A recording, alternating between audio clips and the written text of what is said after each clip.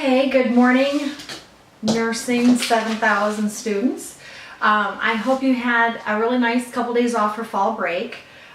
So that's why I'm posting this on Wednesday or Tuesday night, so that you guys, I wanted you to be able to take a break and not have to worry about theory class during fall break. So a couple of things that this is what's going to happen in the next couple weeks. I have seen all of your guys' PowerPoints, your theory PowerPoints. So what I'm doing now is I am going through all of them with the rubric out and I'm grading them.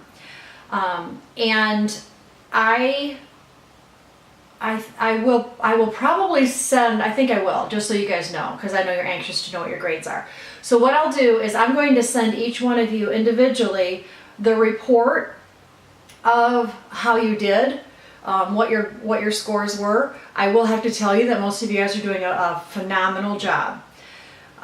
So the next 2 weeks, and I've given you 2 weeks to do this, each of you have to go into all 14 others of your colleagues and listen to their PowerPoint and read the articles that they posted on that theory and ask really meaningful questions or comments.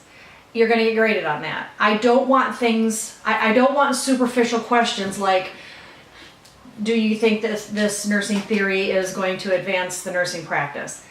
That's vague and not meaningful. I'm looking for, what did you learn from the presentation? What did you learn about the theory? What did you think about how the theory was applied in the articles that were posted about that theory? Do you agree with the presenter that the posted theory and the way that it was used in the article is appropriate? Did you agree with the concepts that the presenter is saying? Many of you are saying that the concepts presented were very clear. Maybe you disagree with that. Tell me that you disagree with that. Why do you disagree with that? And then, if you're the author of that, I want to see how are you arguing your point. So if you're saying, I think that these concepts are very clear, these are the concepts, this is why, this is how it was used in the article, and one of your peers comes in and says, I don't understand how you're seeing that these concepts were clear. The use of it in this article is confusing to me. I don't see how the author connected the theory with the research topic. Then I want the presenter to come back and say, respectfully, that was a good point, I hadn't thought about it that way. However, my understanding is X, Y, and Z based on X, Y, and Z. So you're doing a couple things in the next couple weeks. You're learning about all these different theories. So it's important to have an understanding of all of these different theories. You're learning how to present well. You're learning how to defend your arguments well.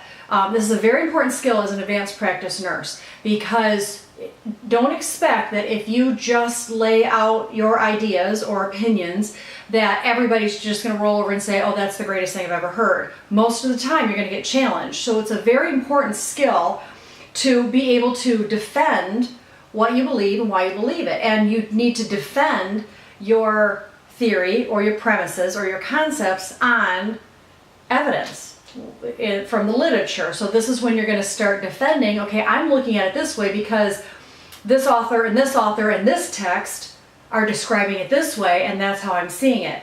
So this, as you're moving into advanced practice, the level of thinking goes up. There's not just a right or wrong. There now becomes a debate and a conversation, and it's intellectually challenging because you're going to want to challenge your audience. You're going to want to challenge each other to spark conversation and to spark ideas. This is how new ideas are generated, how new concepts are generated. Very, very kindly, very respectfully. It breaks my heart to see what's happening in this country where people are not listening and they're not kind when they are having disagreements. So make sure that you're coming at this open-minded, with a kind heart, but smart and backed up on research. So I've given you 2 weeks to do this. So take your time, because there's 14 theories that you have to read and learn about, and there's also 14 other students that you are going to have to debate your theory about. So it's going to take a little bit of time. So I'm looking for thoughtful conversation, meaningful conversation. You shouldn't just throw all 14 things in there tomorrow and I don't see you at the discussion boards for another week and a half. That's not the point of this exercise. The point is intellectual engagement, really delving deep into the literature and the topics. I will not be commenting at the discussion board. I'm watching the discussion boards, but I'm not going to comment there because I don't want to bias anybody. I don't want to have everybody else see what Dr. Molly say and then say the same thing. So I will comment at the end, but don't expect to see me there, in like live or in person. I will send each of you guys comments individually to your personal emails. I'll send you the rubric so you kind of have an idea of how you did on your theory presentation, so that should be helpful. So as always, if you have any questions, let me know. So like I said, we're going to do this for the next 2 weeks. After that, then we're going to start working on model development. So these next couple weeks, we're going to set your phenomenon of interest aside. We're going to come back to that in a couple weeks when we're doing your concept model development. But that's what I want you to do for the next week and a half. So call me if you need me. Enjoy this hot weather. It's gorgeous weather outside. And I'll be in touch. All right. You guys have a great week.